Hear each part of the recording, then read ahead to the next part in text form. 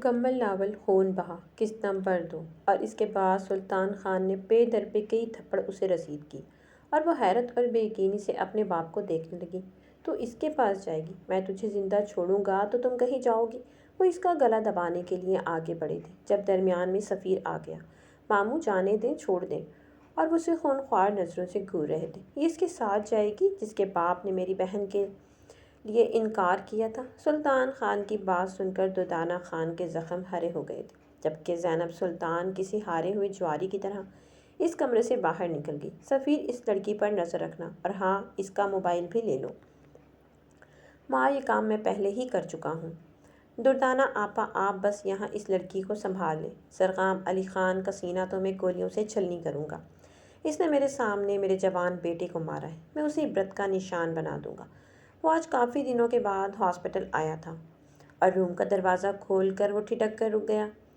زینیا کے بیڈ کے پاس سر جھکائے بیٹھے شخص کو دیکھ کر وہ تیزی سے اندر آیا۔ اپنے قریب آہٹ محسوس کر کے صفوان نے سر اٹھایا اور سامنے کھڑے شخص کو دیکھ کر وہ اپنی جگہ سے کھڑا ہو گیا۔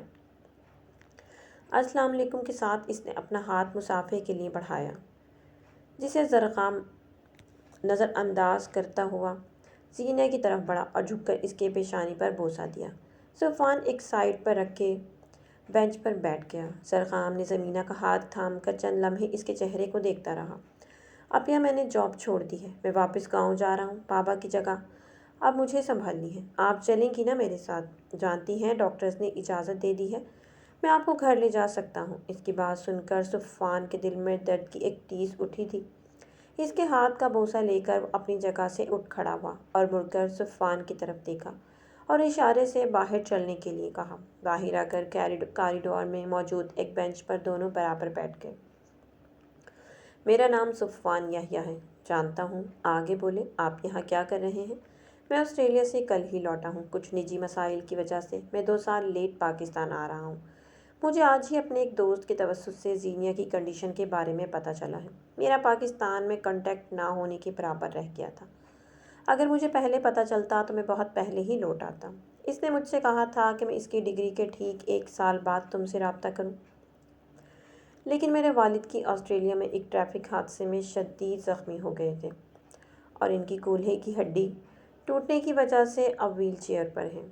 بس اسی وجہ سے میں لیٹ ہو گیا، لیکن میں اس سے بہت محبت کرتا ہوں، اب بھی، جی اب بھی، یہ جانتے ہوئے بھی کہ اس کا ریپ ہوا ہے۔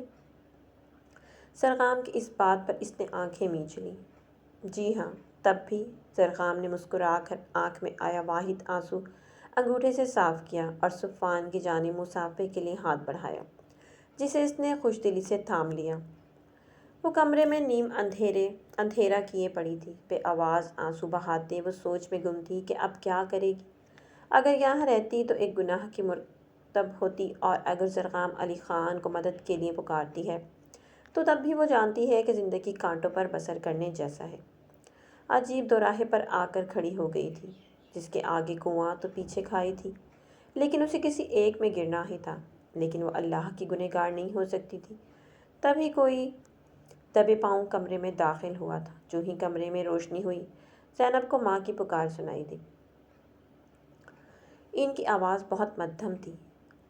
زینیا نے جھٹ سے منہ سے کمبل ہٹایا اور بھاگ کر ماں کے گلے لگ کر رونے لگی۔ کافی دیر آنسو بہانے کے بعد وہ ماں سے الگ ہوئی۔ آپ کب آئی ہیں؟ اس کی آواز سرگوشی نما تھی۔ دوپہر میں ہی پہنچی ہوں۔ تمہارے باپ نے بلایا ہے کہ تمہیں سفیر سے نکاح کے لیے راضی کروں۔ ان کی بات پر اس نے ان کے ہاتھ جھٹک دیے۔ آپ بھی ان لوگوں کے ساتھ شامل ہو گئی ہیں؟ انہوں نے نفی میں سر ہلایا اور آگے بڑھ کر اس کی مٹھی میں ایک چھوٹا سا موبائل دیا۔ صبح سے پہلے اگر وہ تمہیں آ کر یہاں سے لے جا سکتا ہے تو چلی جاؤ، ورنہ سورج کی پہلی کرن کے ساتھ ہی تمہاری قسمت کا فیصلہ تمہارے باپ کے ہاتھ میں ہوگا۔ اس کے گال پر بوسہ دے کر وہ بیرونی دروازے کی طرف مڑ گئی۔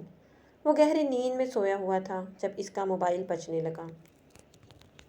اس نے انجان نمبر دیکھ کر کال کاٹ دی اور پھر وقفے وقفے سے کوئی 3-4 بار کال آئی۔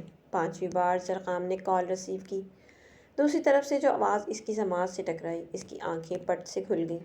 وہ بہت مدھم آواز میں بول رہی تھی، کیا آپ مجھے آ کر یہاں سے لے کر جا سکتے ہیں؟ کہاں ہو تم؟ دردانہ پھپھو کے گھر۔ اوکے، میں آ رہا ہوں۔ بلیک پینٹ پر بلیک شرٹ زیب تن کیے کوٹ بازو میں ڈالتا وہ بیرونی دروازے کی طرف مڑ گیا۔ عجیب شخص ایک بار بھی یہ نہیں پوچھا کہ مسئلہ کیا ہے؟ کیوں آدھی رات کو بلا رہی ہو؟ اسے کال کیے تقریباً 3 گھنٹے گزر چکے تھے۔ صبح ہونے میں بس 1 گھنٹہ باقی رہ گیا تھا۔ اس نے بیگ میں اپنا مختصر سا سامان رکھ کر جانے کے لیے تیار کھڑی تھی۔ وہ بار بار گھڑی دیکھ رہی تھی۔ ہر گزرتے لمحے کے ساتھ اس کے خدشے بڑھتے جا رہے تھے۔ تبھی اس کا موبائل وائبریٹ ہوا۔ زرخام کا نمبر دیکھ کر اس نے جھٹ سے کال ریسیو کی۔ اپنے کمرے کی لائٹ 2 بار آن کر کے آف کرو۔ اس نے اس کی بات پر عمل کیا اور فون دوبارہ کان سے لگایا تو وہ کال کٹ چکی تھی۔ لگتا ہے مجھے یہ شخص بے وقوف بنا رہا ہے۔ اگلے لمحے اس کے کمرے کی کھڑکی پر دستک ہوئی اور ساتھ ہی ایک بار پھر سے موبائل پر کال آنے لگی۔ اس نے آگے بڑھ کر کھڑکی کھول دی۔ زرخام جلدی سے اندر داخل ہوا اور سب سے پہلے لائٹ آف کی۔ بلیک کلر کے قمیض شلوار پہ بلیک بڑی سی چادر رکھے وہ رات کا ہی حصہ لگ رہی تھی۔ اس کے ہاتھ میں موجود مختصر سے سامان پر نظر ڈال کر اس نے آگے بڑھ کر اس کے ہاتھ سے بیگ لے لیا۔ چلیں؟ زینب نے اسبات میں سر ہلایا اور اس کے پیچھے کھڑکی کی طرف مڑ گئی۔ کھڑکی کے ساتھ ہی چھوٹی سی منڈیر تھی جس سے زرخام تو تیزی سے گزر گیا لیکن وہ اپنی جگہ پر ہی کھڑی خوفزدہ نظروں سے دیکھتی رہ گئی۔ زرخام علی خان نے جب پیچھے مڑ کر دیکھا تو ابھی تک وہیں کھڑی تھی۔ اس نے اپنا ہاتھ اس کی طرف بڑھایا اور پھر اگلے 5 منٹ میں وہ ساتھ والے گھر کے صحن میں تھے۔ صحن کی دیوار پھلانگ کر وہ مختلف گلیوں سے ہوتے ہوئے ایک مین روڈ پر پہنچے جہاں زرخام خان کی گاڑی کھڑی تھی۔ وہ رش ڈرائیونگ کرتا ہوا ہاسپٹل پہنچا۔ زینب کو زینیا کے کمرے میں چھوڑ کر اسے کچھ ضروری ہدایات دے کر وہ وہاں سے گاؤں کی طرف نکل آیا۔ راستے میں اس نے صفوان کو ساری صورتحال بتائی اور اسے صبح ہاسپٹل جا کر زینب کی خبر گیری رکھنے کے لیے کہا۔ اس نے اپنی گاڑی ایک دوست کے گھر چھوڑی اور دوست کو گاڑی لے کر ٹھیک 8 بجے وہ اپنے گاؤں میں تھا جہاں صبح صبح اعلان کیا گیا تھا کہ آج زرخام علی خان کی دستار بندی کی جائے گی۔ صبح 10 بجے کے قریب فائقہ زینب کے کمرے میں آئی اور کافی دیر دروازے پر دستک دینے کے بعد جب کوئی جواب موصول نہ ہوا تو وہ سلطان خان، سفیر اور باقی سب کو بلا لائی۔ جب ایکسٹرا کی کے ساتھ دروازہ کھولا گیا تو اندر زینب کی خیر موجودگی پر سب کچھ سانپ سوکھ گیا۔ سب سے پہلے ہوش میں فائقہ کو ہی آیا تھا۔ بابا جان، وہ زرخام علی خان اسے لے گیا ہے۔ اس کی بات پر وہ ہوش کی دنیا میں لوٹے۔ وہ میرے ہاتھوں سے نہیں بچے گا۔ سلطان خان نے جلدی سے جیب سے موبائل نکالا اور نزاکت کو کال ملائی۔ نزاکت، اپنے بندوں کو لے کر اسلام آباد پہنچ جاؤ۔ صاحب خیر تو ہے، آج زرخام علی خان کی زندگی کا آخری دن ہوگا۔ نزاکت، جلدی سے شہر پہنچو۔ صاحب، اگر زرخام خان کو مارنا ہے تو شہر آنے کی کیا ضرورت ہے؟ وہ تو ابھی گاؤں میں ہے۔ اس کی آج دستار بندی ہو رہی ہے۔ کیا؟ اس کی بات پر ان کا منہ کھلا کا کھلا رہ گیا۔ سلطان خان ہاتھوں میں موبائل تھامے گمسم کھڑے تھے۔ اگر وہ گاؤں میں ہے تو زینب کس کے ساتھ گئی ہے؟ انہوں نے اپنی بیوی کو مشکوک نظروں سے دیکھا جو خود بھی زرخام علی خان کی گاؤں میں موجودگی کے بارے میں سن کر کافی پریشان لگ رہی تھی۔ سلطان خان نے ان کی حالت دیکھتے ہوئے سر جھٹکا اور سفیر کی طرف رخ کیا۔ سفیر، اپنے کانٹیکٹ یوز کرو اور سارے ہاسٹلز چھان مارو۔ اس کی یونیورسٹی کی دوستوں سے اس کے بارے میں انفارمیشن لو۔ سفیر کو ہدایات دے کر وہ اپنے موبائل میں کوئی نمبر پریس کرنے لگے۔ نزاکت، تمہاری بہن زرخام کی حویلی میں کام کرتی ہے نا؟ اس سے پتہ کرواؤ کیا زینب زرخام کی حویلی میں موجود ہے؟ جی سردار، میں جلد از جلد پتہ کروا کے آپ کو بتاتا ہوں۔ دردانہ بیگم نے گلا کھنکار کر سلطان خان کو متوجہ کیا۔ سلطان خان مؤدب سے بہن کے سامنے بیٹھ گیا۔ سلطان خان، تو نے زرخام علی خان کو بہت ہلکا لیا ہے۔ وہ اپنے باپ کی طرح سیدھا سادہ نہیں ہے۔ بہت شاطر دماغ ہے اس کا۔ لڑکی کو لے کر وہیں گیا ہے اور مجھ سے لکھوا لے، وہ دستار بندی کے بعد جرگہ بلائے گا۔ اور دردانہ کی بات پر وہ کسی گہری سوچ میں گم ہو گئے۔ صفوان 8 بجے کے قریب ہاسپٹل پہنچا۔ کھانے پینے کے کچھ لوازمات لیے وہ دروازے پر دستک دیتا ہوا اندر داخل ہوا۔ ساری رات کے رجگے کے بعد زینب بے خم سو رہی تھی۔ کھٹکے کی آواز پر وہ کچی نیند سے بیدار ہوئی اور چادر سے اپنا چہرہ چھپاتے ہوئے اٹھ کر بیٹھ گئی۔ صفوان نے اندر داخل ہو کر ہاتھ میں موجود بیگ ایک سائیڈ پر بڑے ٹیبل پہ رکھے اور نظر جھکائے ایک سائڈ پر رکھے بینچ پر بیٹھ گیا۔ زرغام نے آپ کے بارے میں بتایا تھا۔ یہ آپ کے کھانے پینے کا کچھ سامان ہے۔ ہاسپٹل کی انتظامیہ کو بھی میں نے بتا دیا ہے، آپ یہاں تیماردار کی حیثیت سے رہیں گی۔ آپ یہاں بالکل محفوظ ہیں۔ اس کی بات پر اس نے اسبات میں سر ہلایا اور صوفان اٹھ کر باہر کی طرف چل دیا۔ بات سنیں، اس کی پکار پر وہ بغیر مڑے رک گیا۔ مجھے آپ کا فون چاہیے، مجھے کسی کو اپنی خیریت کی اطلاع کرنی ہے۔ معاف کیجیے گا، مجھے زرغام نے آپ کو موبائل دینے سے منع کیا ہے۔ اس کی بات پر وہ تلملا کر رہ گئی اور بند دروازے کو دیکھنے لگی جہاں سے وہ باہر گیا تھا۔ اس کا ایک دل کیا وہ یہاں سے بھاگ جائے، لیکن وہ جانتی تھی اگر یہاں سے وہ بھاگ گئی تو اس کا باپ اسے آسانی سے ڈھونڈ لے گا، کیونکہ اس کے پاس یہاں سے مضبوط اور کوئی ٹھکانہ نہیں ہے۔ اور اگر اس بار اس کا باپ اس تک پہنچ گیا تو اس کے عذاب سے اس کو کوئی بھی نہیں بچا سکے گا، کیونکہ سلطان خان کے دل پہ اس کے بیٹے کی موت کی آگ جل رہی ہے، اور اس آگ میں جل کر نہ جانے ابھی اور کس کس نے بھسم ہونا تھا۔ وہ چپ چاپ اپنی جگہ سے اٹھی اور واش روم میں منہ ہاتھ دھو کر پیکٹ میں سے کھانا نکال کر کھانے لگی۔ کھانا کھا کر وہ وضو کی نیت سے واش روم میں گھس گئی۔ باہر نکلی تو پہلی بار اس کی نظر اس کمرے میں موجود دوسری خاموش شخصیت پر پڑی، جو سوتے ہوئے بھی اتنی خوبصورت لگ رہی تھی کہ وہ کتنے پل اس کے چہرے پر نظریں ٹکائے دیکھتی رہی۔ بڑی بڑی غلافی آنکھیں، سنہری بالوں کی چٹیاں، بے انتہا گوری رنگت، گلابی پنکھڑیوں سے لب اور اس کے حسن سے حد درجہ متاثر نظر آ رہی تھی۔ اسے اس لڑکی میں زرغام علی خان کی مشابہت نظر آئی۔ اس کے چہرے سے ہوتی ہوئی اس کی نظر اس کے ہاتھوں پر ٹک گئی۔ سفید ہاتھوں میں ہلکا گلابی پن تھا۔ ہاتھ کی مخروطی انگلی میں ڈائمنڈ کی بیش قیمت رنگ پڑی تھی، جو اس کے ہاتھوں کی خوبصورتی کو چار چاند لگا رہی تھی۔ سلطان خان فون کال سننے کے بعد یہاں سے وہاں ٹہل رہا تھا۔ دردانہ بیگم نے چشمے کے پیچھے سے سلطان خان کو دیکھا۔ کیا ہوا ہے سلطان؟ وہ چلتے چلتے ایک جگہ پر کھڑے ہو گئے۔ زرغام علی خان نے کل جرگہ بلایا ہے۔ سردار علی سلمان پاشا نے مجھے بھی بلایا ہے۔ تم جاؤ۔ سلطان، وہ یقیناً زینب کو جرگے کے سامنے پیش کرے گا۔ اور ان کی بات پر وہ گہری سوچ میں ڈوب گئی ہے۔ دردانہ اپنی بیٹی کا خون تو ہمارے علاقے میں معاف ہے، نہ جو بیٹیاں باپ کے سامنے سر اٹھانے کی ہمت کریں انہیں جینے کا کوئی حق نہیں ہے۔ سلطان خان، پہلی بار تو نے مرد ہونے کا حق ادا کیا ہے، اس کو وہیں جہنم واصل کروا دینا۔ جرگے میں سب لوگ موجود تھے۔ سلطان خان کی نگاہیں زینب کو ڈھونڈ رہی تھیں، لیکن وہ کہیں نہیں تھی۔ سلمان پاشا ہی بات کا آغاز کیا۔ سلطان خان، تمہاری بیٹی کہاں ہے؟ زرغام علی خان چاہتا ہے کہ تم زینب کو اس کے حوالے کر دو۔ اور سلمان پاشا کی بات پر سلطان خان حق تک رہ گئے۔ وہ کیا سوچ کر آئے تھے، جبکہ زرغام علی خان نے تو ان کے ساتھ ہی گیم کھیلی تھی۔ جی مجھے کچھ وقت چاہیے، میں ایک ہفتے تک اسے لے آؤں گا۔ سلطان خان کی بات پر ٹانگ پہ ٹانگ جمائے زرغام علی خان نے استہزائیہ ہنسی۔ اس کی ہنسی سلطان خان کو طیش دلا گئی اور اس نے تیزی سے اپنا پسٹل نکال کر زرغام علی خان پر تان لیا، جبکہ وہ اطمینان سے اٹھ کر سینہ تان کر ان کے سامنے کھڑا ہو گیا۔ زرغام کے آدمیوں نے سلطان خان اور اس کے آدمیوں کے سروں پر پہلے ہی نشانہ باندھ لیا تھا۔ زرغام اپنی چادر کو ایک جھٹکا دے کر درست کرتا ہوا اپنی گاڑی میں جا کر بیٹھ گیا، جبکہ سلطان خان نے زہر خند نظر اس کے چہرے پر ڈالی اور اپنا پسٹل نیچے کر لیا۔ زرغام، تم اس لڑکی کو حویلی لے آؤ۔ لے آؤں گا امو جان، بس ایک ہفتہ جو سلطان نے مانگا ہے وہ پورا ہونے دیں۔ میں جاننا چاہتا ہوں کہ وہ کیا عذر پیش کرے گا اپنی بیٹی کی غیر موجودگی کا۔ زرغام، چھوڑو اور بس کر دو، وہ اپنا گھر بسا لو۔ اس نے ایک گہری سانس بھری۔ امو جان، میری جان سے پیاری بہن ہاسپٹل میں زندگی اور موت کے درمیان جھول رہی ہے۔ ابھی تو میں خاموش ہوں، طوفان تو اس دن اٹھے گا جس دن ہوش کی دنیا میں لوٹے گی۔ اور زائرہ خاتون نے اپنے جوان جہان بیٹے کو دیکھا، جو اپنے دادا کی طرح دشمنیاں بھی ایسے نبھا رہا تھا جیسے وہ اس کا قیمتی رشتہ ہو۔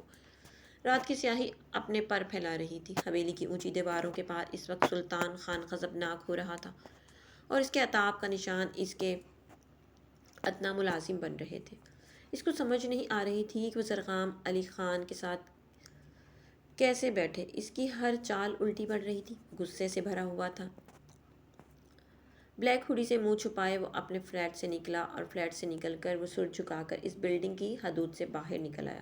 مین روڈ پر آ کر اس نے ایک ٹیکسی لی اور اسے مطلوبہ جگہ کا نام بتا کر چوکنا ہو کر بیٹھ گیا۔ ہاسپٹل سے تھوڑا پہلے وہ ٹیکسی سے اترا اور اب اس کا رخ ہاسپٹل کی جانب تھا۔ وہ کمرے میں داخل ہوا تو کمرہ خالی تھا۔ وہ چلتا ہوا بیٹھ کے قریب آیا اور جھک کر زینیا کی پیشانی پر بوسہ دینا چاہا، لیکن اس سے پہلے ہی کسی نے اسے بازو سے پکڑ کر پیچھے کی طرف کھینچا۔ وہ اس افتاد کے لیے تیار نہیں تھا، اس لیے اس کے ساتھ ہی کھنچتا چلا گیا، لیکن جلد ہی اس نے خود کو سنبھال لیا اور پیچھے موجود شخصیت کے ہاتھ کو پکڑ کر ایک جھٹکا دے کر سامنے کیا تو زینب کو دیکھ کر حیران رہ گیا۔ دوسری طرف وہ بھی اسے دیکھ کر پریشان ہو گئی۔ سوری، میں نے سوچا نہ جانے کون ہے اور شاید انہیں کوئی نقصان نہ پہنچانے والا ہو۔ اس کی بات پر زرقام نے اسباب میں سر ہلایا اور نرمی سے اس کا ہاتھ چھوڑ دیا۔ وہ وضو کر کے واش روم سے نکلی تھی۔ اس کے چہرے پر پانی کے قطرے موتیوں کی طرح پھسل پھسل کر نیچے گر رہے تھے اور اس نے ہمیشہ کی طرح بلیک چادر لپیٹ رکھی تھی۔ اس کی نظریں اپنے چہرے پہ جمے دیکھ کر وہ کنفیوز ہو گئی تھی اور اس کی سائڈ سے نکل کر ایک سائڈ پر رکھے بینچ پر جا کر بیٹھ گئی، جبکہ زرقام سر جھٹک کر بیرونی دروازے کی طرف بڑھ گیا۔ وہ تھوڑی دیر کے بعد واپس لوٹا تو اس کے ساتھ وہ ڈاکٹرز بھی تھے۔ ڈاکٹرز نے زینیا کا معائنہ کرنے لگے، جبکہ وہ زینب کے برابر آ کر بینچ پر بیٹھ گیا۔ اس کا کندھا زینب کے کندھے کے ساتھ مس ہوا تو خود میں سمٹ گئی اور غیر ارادی طور پر اس کے اپنے درمیان تھوڑا سا فاصلہ قائم کر گئی۔ زرقام علی خان کی نظریں سامنے تھی، لیکن پھر بھی اس نے اس کا چوکنا اور پھر فاصلہ قائم کرنا اس کی آنکھوں سے چھپا نہیں رہ سکا تھا۔ اس کے چہرے پر ناگوار سے تاثرات پھیل گئی اور وہ بینچ سے اٹھ کر سامنے موجود ونڈو میں کھڑے ہو کر باہر دیکھنے لگا۔ زینب نے اس کی طرف نظر اٹھا کر دیکھا جو ایک ہاتھ ونڈو پر رکھے، دوسرا ہاتھ پاکٹ میں رکھے پورے دل جمی سے باہر دیکھ رہا تھا۔ بلو جینز پر بلیک ہوڈی پہنے، ہلکی ہلکی داڑھی، صاف رنگت پیشانی پر پھیلے بال جنہیں وہ تھوڑی دیر کے بعد ہاتھوں سے پیچھے کرتا تھا، لیکن وہ پھر بھی اس کی پیشانی کو چھونے کی خواہش میں واپس آگے آ جاتے۔ زینب نے اپنے دل کی غیر ہوتی حالت پہ نظریں جھکا لی، لیکن دل پھر بھی اسے دیکھنے کے لیے بضد تھا۔ اب کی بار اس نے نظریں اٹھائیں تو وہ تیز نظروں سے اسے ہی دیکھ رہا تھا۔ وہ جی جان سے کانپ گئی جیسے اس کی چوری پکڑی گئی۔ تبھی ایک ڈاکٹر اس کے پاس آیا۔ سردار صاحب مبارک ہو، آپ کی بہن کی کنڈیشن بہت حوصلہ افزا ہے، ہمیں امید ہے کہ وہ جلد ہی ٹھیک ہو جائیں گی۔ اور ڈاکٹرز کی بات سن کر اس کے چہرے پر خوشی کی ایک لہر دوڑ گئی۔ ڈاکٹر کے جانے کے بعد وہ زینیا کے پاس آیا۔ اپیا، آپ نے سنا ڈاکٹرز کیا کہہ رہے ہیں؟ آپ ٹھیک ہیں، بس آپ جلدی سے اٹھ جائیں، میں پھر آپ کو حویلی لے چلوں گا، ہم اپنے گھر چلیں گے، امو جان کے پاس چلیں گے۔ زینیا سب سن رہی تھی۔ وہ اس سے پوچھنا چاہتی تھی، صرف امو جان کے پاس کیوں؟ کیا بابا جان مجھے قصوروار سمجھتے ہیں؟ وہ کمرے میں موجود اس لڑکی کو بھی دیکھنا چاہتی تھی جس کا لمس وہ محسوس کر رہی تھی، اس خاموش کمرے میں جس کی سسکیاں گونجی تھیں۔ بے بسی سے اس کے آنسو نکل آئے، جنہیں ہمیشہ کی طرح زرقام علی خان نے پوروں پر چن لیا۔ وہ پھر سے جا کر ونڈو میں کھڑا ہو گیا۔ میں واپس گاؤں جا رہا ہوں، 1 ہفتے کے بعد واپس آؤں گا، پھر تمہیں بھی لے جاؤں گا۔ اور وہ سر جھکائے بیٹھی زینب پر ایک گہری نظر ڈال کر بیرونی دروازے کی طرف مڑ گیا اور وہ خاموش نظروں سے دروازے کی طرف دیکھنے لگی جہاں سے وہ باہر گیا تھا۔ جب عربی زبان کا لفظ ہے جس کا مطلب دل کی گہرائیوں سے ہونے والی محبت ہے، اور جب کوئی اپنا سیاہ رخ اس ڈر کے بغیر آپ کے سامنے کھول کر رکھ دے کہ آپ نہ تو اس کو دھتکاریں گے اور نہ طعنہ بازی کریں گے، جب کوئی بچوں کی طرح آپ کے سامنے اونچا اونچا روئے یا پھر پاگلوں والی کوئی بات کر کے ہنس لے، کیا آپ اسے دل سے جانتے ہیں؟ آپ سمجھیں گے کہ وہ مطمئن ہے، اس کی بات صرف آپ تک ہی محدود رہے گی تو اس کو تعلق حب کہتے ہیں۔ زینب کا زرقام کے ساتھ تعلق بھی بس ایسا ہی تھا، اس لیے تو جب اس کے لیے سارے راستے بند ہو گئے تھے، اس نے اسے پکار لیا اور وہ بھی بغیر کوئی سوال کیے اس تک چلا آیا تھا۔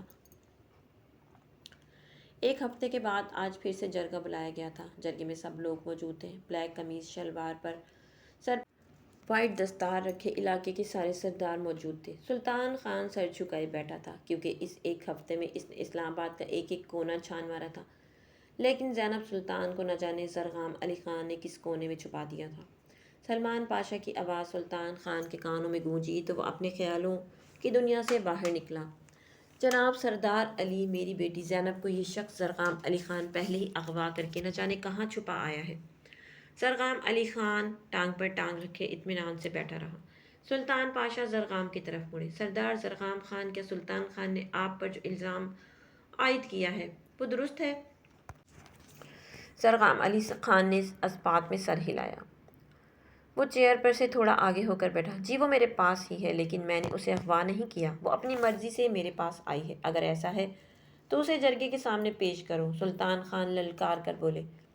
اس کے لیے اسے یہاں آنے کی ضرورت نہیں ہے، یہ ہے اس کا ویڈیو پیغام۔ اس نے موبائل سردار علی کے آگے کرتے ہوئے کہا۔ وہ بھی جرگے میں پیش ہو جائے گی، لیکن اس سے پہلے اس کی جان کی امان چاہیے۔ مجھے ڈر ہے کہ سلطان خان اس کی جان لینے کے در پر ہے، اور ہاں انہوں نے اس کا زبردستی نکاح پہ نکاح کروانے کی کوشش بھی کی ہے۔ سلطان خان تم اتنے گر گئے ہو؟ جی نہیں سردار اعلیٰ، یہ لڑکا مجھ پر الزام لگا رہا ہے، لیکن صرف یہ لڑکا نہیں کہہ رہا، تمہاری بیٹی بھی یہ کہہ رہی ہے۔ سلطان خان کے کندھے ڈھلک گئے، وہ کسی ہارے ہوئے جواری کی طرح اپنی جگہ پر بیٹھ گئے۔ سلطان خان تمہیں وارننگ دی جا رہی ہے، اگر آگے سے کچھ ایسا ہوا تو آپ کو اس کی سزا ملے گی۔ زرغام علی خان اپنے کپڑے جھاڑتا ہوا اٹھ کھڑا ہوا۔ وہ چلتا ہوا سلطان خان کے سامنے آ کر کھڑا ہوا۔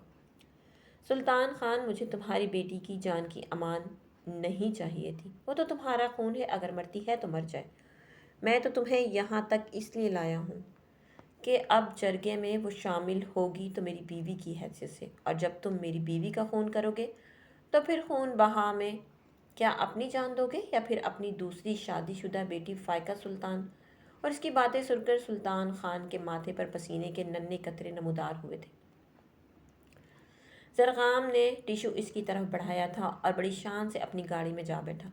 آج اس کی طبیعت بہت خراب ہو رہی تھی، اس کا وجود چھل ہو رہا تھا، اسے آرام کی ضرورت تھی، لیکن ہاسپٹل کے اس کمرے میں اس کے آرام کے لیے ایک بینچ ہی تھا۔ وہ ڈاکٹر سے دوائی لے کر تھکے تھکے قدموں سے روم میں داخل ہوئی۔ دروازہ کھولتے ہی سامنے کھڑے شخص کو دیکھ کر وہ ایک پل کے لیے ٹھٹک کر رک گئی۔ السلام علیکم کہہ کر وہ اندر داخل ہوئی کہ 4 قدموں کا فاصلہ طے کر کے اس کی سانس پھولنے لگی تھی۔ وہ جا کر بینچ پر بیٹھ گئی، لیکن اسے لگ رہا تھا اس کا جسم ٹوٹ رہا ہے۔ میں تمہیں لینے آیا ہوں، چلیں؟ اس نے مشکل سے نظر اٹھا کر اسے دیکھا، لیکن وہ اس کی طرف متوجہ نہیں تھا۔ جی چلیں، اس کی آواز میں لڑکھڑاہٹ تھی۔ زرغام علی خان نے زینب کے پاس رکھا اپنا کوٹ اٹھا کر بازو میں ڈالا اور گاڑی کی چابی لے کر ایک بار زینے کے پاس اس کے سر پر ہاتھ رکھتا ہوا بیرونی دروازے کی طرف مڑ گیا۔ زینب تک اپنا بیگ نکال کر بینچ پر رکھ چکی تھی، جسے باہر نکلتے ہوئے زرغام علی خان لے کر باہر نکلا تھا۔ وہ کانپتے وجود کے ساتھ اس کے پیچھے چلتی، لیکن گاڑی تک پہنچتے پہنچتے وہ ہانپ گئی تھی۔ وہ فرنٹ ڈور کھولے اس کے انتظار میں کھڑا تھا۔ زینب نے شدت سے دعا کی کہ بس وہ ایک بار گاڑی کی سیٹ تک پہنچ جائے، لیکن ہر گھڑی قبولیت کی نہیں ہوتی۔ وہ گاڑی سے تقریباً 1 انچ کے فاصلے پر تھی جب اس کی آنکھوں کے آگے اندھیرا چھا گیا، لیکن آنکھیں بند ہونے سے پہلے اس نے زرغام علی خان کو تیزی سے اپنی طرف بڑھتے دیکھا تھا۔ اس نے جس وقت اسے تھاما تو اس کا جسم بھٹی کی طرح جل رہا تھا۔ اسے اپنی باہوں میں اٹھا کر اس نے گاڑی کی پچھلی سیٹ پر ڈالا اور اپنے فلیٹ میں لے آیا۔ اسے بیڈ پر لٹا کر اس پہ بلینکٹ ڈال کر وہ اپنے پڑوس میں ہی موجود فخری صاحب کو بلایا، جو ایک ڈاکٹر تھے۔ اسے اس فلیٹ میں رہتے ہوئے تقریباً 3 سال ہو گئے تھے، اس لیے آس پاس کافی لوگوں سے اس کی جان پہچان تھی۔ انہوں نے چیک اپ کے بعد کچھ دوائیاں لکھ کر دیں۔ زرغام دیکھو، اسے بہت تیز بخار ہے، ٹھنڈے پانی کی پٹیاں رکھتے رہو اور کوشش کرو کہ یہ کچھ کھا لے۔ جی، اس نے سر اسبات میں ہلایا اور انہیں چھوڑنے باہر تک آیا۔ چونکہ اب کافی دیر ہو چکی تھی، اس نے کال کر کے امو جان کو اس کی خراب طبیعت کا بتایا اور ساتھ ہی آج واپس نہ آنے کے بارے میں بتایا۔ وہ جس وقت ہوش میں آئی، وہ اس کے قریب چیئر پر ڈالے اس کی پیشانی پر ٹھنڈی پٹیاں رکھ رہا تھا۔ زینب کو آنکھیں کھولتے دیکھ کر وہ اٹھ کھڑا ہوا اور باہر نکل گیا۔ زینب بالکل خاموشی سے پڑی رہی، وہ پہلے سے بہتر محسوس کر رہی تھی۔ 2 دن سے خالی پیٹ ہونے کی وجہ سے اس میں اٹھ کر بیٹھنے کی سکت نہ تھی۔ کچھ ہی دیر کے بعد وہ دودھ اور بریڈ لے کر کمرے میں داخل ہوا اور سائڈ ٹیبل پر دونوں چیزیں رکھ کر وہ اس کے قریب آیا، اس کے اٹھنے میں مدد کے لیے۔ زرغام نے اس کی طرف ہاتھ بڑھایا، جسے زینب نے تھام لیا۔ تھوڑی سی ہمت کر کے وہ اٹھ کر بیٹھ گئی۔ وہ دودھ کے چھوٹے چھوٹے سپ لینے لگی۔ وہ سامنے پر ٹانگ جمائے اس کی کارروائی کو ملاحظہ کر رہا تھا۔ آج پہلی بار زرغام علی خان نے اسے بغیر چادر کے دیکھا تھا۔ اس کی چادر گلے میں پڑی تھی، ڈارک براؤن بال گرنے کی وجہ سے کھل کر کندھوں پر بکھرے ہوئے تھے۔ بیماری کی وجہ سے اس کی رنگت زردی مائل ہو رہی تھی۔ دودھ کا گلاس ختم کر کے اسے جو ہی کچھ طاقت محسوس ہوئی، اس نے اپنی چادر سر پر ڈالی۔ زرغام کی نظروں سے خفیف ہو کر وہ اپنی گود میں رکھے ہاتھوں کو مسلنے لگی۔ سوری، میری وجہ سے آپ لیٹ ہو گئے ہیں۔ میں ٹھیک ہوں، اب تو ہمیں چلنا چاہیے۔ زرغام نے ایک ہنکارا بھرا۔ جی ہم کافی لیٹ ہو چکے ہیں، اب آپ آرام کریں، ہم صبح ہی گاؤں کے لیے نکلیں گے۔ اس کی بات پر اس نے شکر کا کلمہ پڑھا اور کمرے سے اس کے جانے کا انتظار کرنے لگی۔ اسے منتظر پا کر وہ کمرے سے نکل گیا اور زینب اتنے دنوں کے بعد نرم بستر میسر ہونے کے کچھ ہی پل میں نیند کی وادیوں میں گم ہو گئی۔ وہ کئی بار کمرے کا چکر لگا چکا تھا، لیکن وہ گھوڑے گدھے بیچ کر سو رہی تھی۔ وہ اپنے لیے کافی لے کر ٹی وی کے آگے بیٹھ گیا اور کافی کے چھوٹے چھوٹے سپ لینے لگا۔ کھٹکے کی آواز پر اس نے مڑ کر دیکھا۔ وہ گلابی قمیض شلوار پہ وائٹ بڑی سی چادر لیے تیار کھڑی تھی۔ میں تیار ہوں، ہم چلیں؟ زرغام نے ریموٹ اٹھا کر آواز کم کی اور چلتا ہوا اس کے قریب آیا۔ اس کے پیشانی کو ہاتھ سے چھو کر بخار چیک کیا۔ اب کیسا محسوس کر رہی ہو تم؟ جی میں ٹھیک ہوں۔ وہ سامنے کچن ہے، ناشتہ کچن میں رکھا ہے، ناشتہ کر لو، پھر نکلتے ہیں، تب تک میں چینج کر لیتا ہوں۔ وہ ناشتہ کر کے فارغ ہوئی تو سامنے ہی وہ کوٹ پہنتا روم سے باہر نکلا۔ چلیں؟ جی چلیں۔ اوکے، پہلے ہی کافی دیر ہو گئی ہے، وہ گھڑی دیکھتے ہوئے بولا اور بیرونی دروازے کی طرف مڑ گیا۔ وہ اس کے پیچھے چل دی۔ تھوڑی دیر کے بعد بلیک مرسڈیز ہواؤں سے باتیں کرتی ہوئی تیزی سے آگے بڑھ رہی تھی۔ 5 گھنٹے کے تھکا دینے والے سفر کے بعد جس وقت وہ لوگ گاؤں کی حدود میں داخل ہوئے تو پہلے سے ان کے انتظار میں 2 گاڑیاں کھڑی تھیں، ایک زرغام کی گاڑی کے آگے جبکہ ایک پیچھے چل دی۔ ان کی گاڑی جس وقت حویلی میں داخل ہوئی دوپہر ڈھل رہی تھی۔ زرغام خان نے تھوڑی دیر اس کے نیچے اترنے کا انتظار کیا۔ تم اس سائڈ پہ چلی جاؤ، اسے اشارے سے بتا کر اس نے گاڑی پھر سے اسٹارٹ کی اور وہاں سے چل دیا۔ زینب نے چاروں طرف کا جائزہ لیا۔ ایک سائڈ پہ گراج تھا جہاں پہلے سے ہی 2-3 گاڑیاں کھڑی تھیں، ایک طرف خوبصورت سا گارڈن تھا جبکہ اس کے بالکل سامنے لکڑی کا ایک آہنی دروازہ تھا۔ وہ سست قدموں سے آگے بڑھی اور لکڑی کا دروازہ دھکیلتی ہوئی اندر داخل ہوئی۔ سامنے ایک بہت بڑا ہال تھا۔ ہال کے درمیان میں رکھے صوفے پر ایک بے حد نفیس سی خاتون بیٹھی تھی۔ بہت سے ملازم آ جا رہے تھے۔ اس عورت نے مڑ کر زینب کو دیکھا۔ زینب کو لگ رہا تھا اس کا اصل امتحان اب شروع ہونے والا ہے۔ وہ آگے بڑھی اور سر جھکا کر اس عورت کے قریب جا کر کھڑی ہو گئی جبکہ ظاہرہ خاتون الجھی نظروں سے سامنے کھڑی سرخ و سفید رنگت اور خوبصورت نگوش کی مالک لڑکی کو دیکھ رہی تھی جو ڈری سہمی سی کھڑی تھی۔ بیٹا کون ہو آپ؟ جی میں زینب، امو جان زینب ہے یہ۔ زینب کے پیچھے کھڑا زرغام علی خان بولتے ہوئے اس کے قریب سے گزر کر ماں کے گلے لگ گیا۔ ان سے الگ ہوتے ہوئے اس نے ایک اچٹتی سی نظر زینب پر ڈالی جو سر جھکائے اپنے پاؤں پہ نظریں جمائے کھڑی تھی۔ زائرہ بیگم اٹھ کر زینب کے پاس جانے لگی جب زرغام نے ان کا ہاتھ پکڑ لیا اور نفی میں سر ہلا دیا۔ وہ ایک نظر زینب پر ڈال کر اس کے پاس بیٹھ گئی۔ نیلم، انہوں نے اپنی پلازما کو آواز دی۔ نیلم، زینب بیٹی کو اوپر۔ زرغام نے ایک بار پھر سے انہیں درمیان میں ٹوک دیا۔ نیلم، انہیں امو جان کے ساتھ والے کمرے میں لے جاؤ۔ زینب نے ایک درزیدہ نظر زرغام علی خان پر ڈالی جو چہرے پر پتھریلے تاثرات لیے اسے ہی دیکھ رہا تھا۔ وہ ملازمہ کی بیعت میں آگے بڑھ گئی۔ زرغام کی نظروں نے دور تک اس کا پیچھا کیا۔ ماں کے گلا کھنکارنے پر وہ پلٹ کر ان کی طرف دیکھنے لگا۔ زرغام تم یہ سب اچھا نہیں کر رہے۔ ان کی بات پر وہ استہزائیہ مسکرایا۔ زرغام یہ وہی زینب ہے جس کی ایک جھلک دیکھنے کے لیے تم اس کے کالج کے باہر کھڑے رہتے تھے؟ امو جان وہ بہت پہلے کی بات ہے، اب سب کچھ بدل چکا ہے۔ اور ہاں وہ یہ سب نہیں جانتی، آپ میری بات سمجھ رہی ہیں نا؟ اسے اس بات کی خبر نہیں ہونی چاہیے۔ مجھے تو چپ کروا لو گے، لیکن جس دن زینیا کو ہوش آیا تو تب کیا ہوگا؟ وہ تمہارے ساتھ گئی تھی اسے دیکھنے کے لیے۔ کچھ یاد کر کے اس کی آنکھ میں کرچیاں چپ گئیں۔ کیسے وہ اس کے ساتھ گئی تھی؟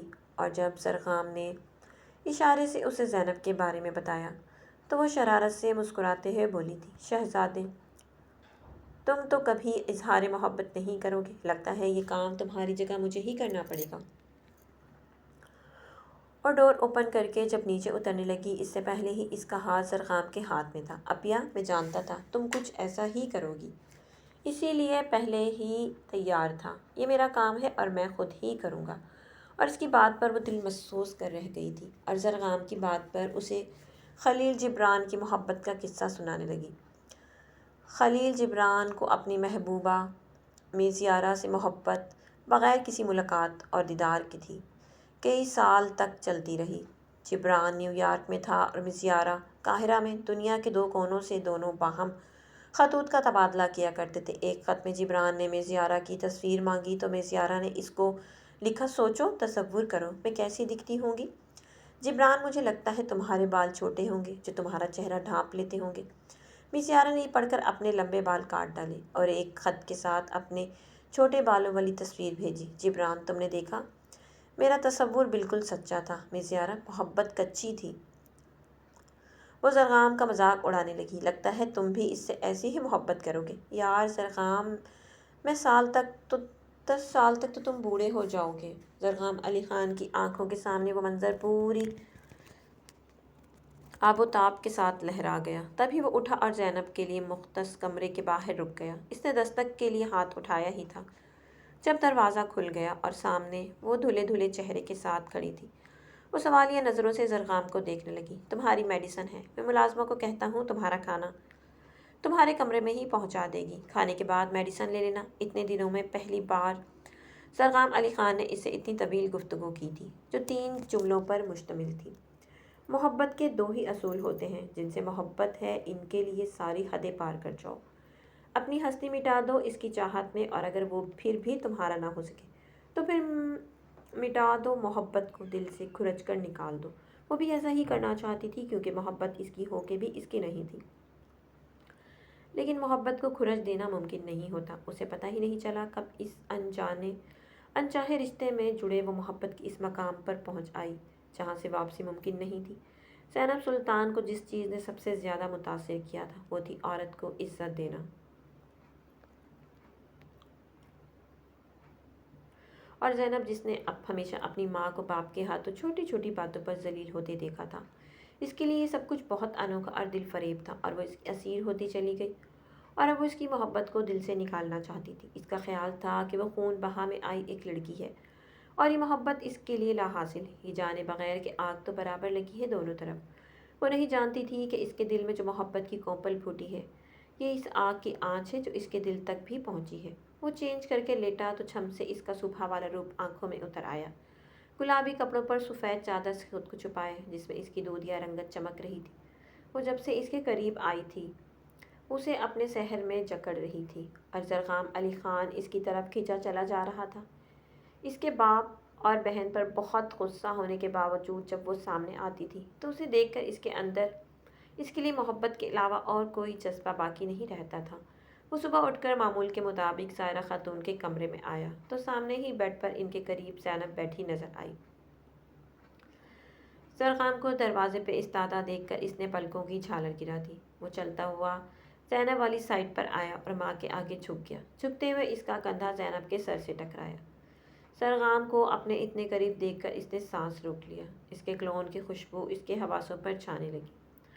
بلیک پینٹ پر وائٹ کلر کی شرٹ پہنے وہ ہمیشہ کی طرح شاندار لگ رہا تھا۔ زینب نے ایک نظر میں اس کا تفصیلی جائزہ لے لیا۔ وہ ماں سے الگ ہوتا ہوا زینب کے قریب چیئر رکھ کر بیٹھ گیا۔ اس نے خود سفید رنگ کی چادر میں کچھ اس طرح سے چھپا رکھا تھا کہ وہ اندازہ نہیں کر سکا کہ اس نے کون سے کلر کے کپڑے پہنے ہوئے ہیں۔ وہ بھی اب وہاں سے بھاگنے کے لیے پر تولنے لگی۔ اسے کوئی بہانہ نہیں سوجھ رہا تھا۔ مجھے ایک کپ چائے پینی ہے، میں لے کر آتی ہوں۔ وہ جھٹ سے کھڑی ہو گئی اور وائٹ کلر کا پاؤں کو چھوتا ہوا فراک جس پر وائٹ ہی موتی لگے تھے وہ بیڈ سے نیچے اتری اور وائٹ کلر کے خصے پاؤں میں پہنے تو زرخام علی خان کی نظر اس کے خصے میں مقید خوبصورت پاؤں میں ٹک گئی۔ وہ اس کی نظریں خود پر محسوس کرتی ہڑبڑاہٹ میں آگے بڑھی اور اس کی چیئر کے ساتھ اٹک کر اس کے اوپر ہی گرنے والی تھی۔ زرخام نے ایک ہاتھ اس کے بازو پر جبکہ دوسرا اس کی کمر کے گرد رکھ کر اسے گرنے سے بچایا۔ وہ شرم سے پانی پانی ہو گئی اور خود کو اس کی گرفت سے چھڑاتی ہوئی وہاں سے بھاگ کھڑی ہوئی۔ ظاہرہ خاتون کھلکھلا کر ہنس دی اور ان کی ہنسی میں زرغام علی خان کا قہقہا بھی شامل تھا۔ آج کتنے عرصے کے بعد وہ اس طرح سے خوش نظر آ رہا تھا۔ ظاہرہ خاتون نے اس پر نظر جمائے اس کی خوشیوں کے دائمی ہونے کی دعا کی۔ زرغام علی خان اس وقت بیٹھک میں موجود تھا جہاں گاؤں کے چند معزز بزرگ موجود تھے۔ بیٹا، جب سردار صاحب زندہ تھے تو تب ہم نے انہیں بھی بتایا تھا کہ گاؤں میں پانی کا بہت مسئلہ ہے۔ انہوں نے وعدہ کیا تھا کہ وہ جلد ہی مسئلے کا حل نکالیں گے، لیکن اسی دوران ان کی موت واقع ہو گئی تو یہ معاملہ التوا کا شکار ہو گیا۔ اب جب کہ آپ سردار بن گئے ہیں تو آپ اس مسئلے کا کوئی حل نکالیں۔ ہماری عورتیں کب تک پیدل چل کر جاتی اور پانی بھر کر لاتی ہیں، لیکن وہ پانی ہماری ضرورت کے لیے ناکافی ہے۔ آپ لوگ بے فکر رہیں، میں جلد از جلد کوئی حل نکالنے کی کوشش کرتا ہوں۔ میں اس لیے یونیسیف اور گورنمنٹ کے اہلکاروں سے بھی بات کرتا ہوں۔ انشاءاللہ جلد ہی کوئی حل نکل آئے گا۔ آپ پر بھروسہ ہے، اس لیے ہم نے آپ کو اپنا سردار چنا ہے۔ امو جان، مجھے اسلام آباد جانا پڑے گا کیونکہ یہاں رہ کر میں کچھ نہیں کر سکتا۔